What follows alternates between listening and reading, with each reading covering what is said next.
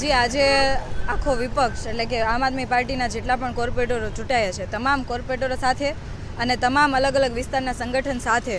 અમે આખા સુરતની અંદર જે ખાડી છે અને અલગ અલગ જે આ પાણી ભરાવાના જે પ્રશ્નો છે તમામ જગ્યાઓ પર આજે વિઝિટ કરીએ છીએ અને કરોડો રૂપિયા જે પ્રી મોન્સૂન પાછળ ફળવાય છે ખરા અર્થની અંદર એ કામગીરી થાય છે કે નહીં એ તપાસ માટે સમીક્ષા માટે આજે અમે બધા આવ્યા છીએ અને આવતીકાલે આ બાબતની મિટિંગ છે જે માનનીય કમિશનરશ્રીના તાબા હેઠળ અમે ગોઠવેલી છે એટલે આવતીકાલે તમામ અધિકારીઓ પાસેથી આમનો જવાબ માંગવામાં આવશે. છેલ્લા 3 વર્ષથી આ મુહિમ ચલાવવામાં આવી રહી છે, આજે સુધી ખાડી સ્વચ્છતા નહીં થઈ, એના વિશે શું કહેશો?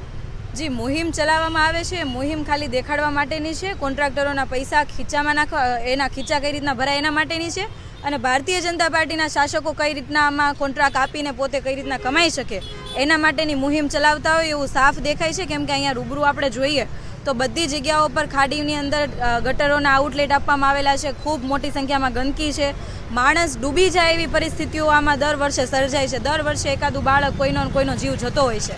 આ વર્ષે પણ અમે રૂબરૂ આજે બધી જગ્યાઓ પર વિઝિટ કરીએ છીએ. આવતીકાલે આમનો ખુલાસો માંગીશું, જવાબ માંગીશું અને પછી આવનારા સમયની અંદર જો તો પણ કાર્યવાહી નહીં કરે તો પછી વિપક્ષ એમને મતલબ અમે લોકો વિરોધ નોંધાવીશું.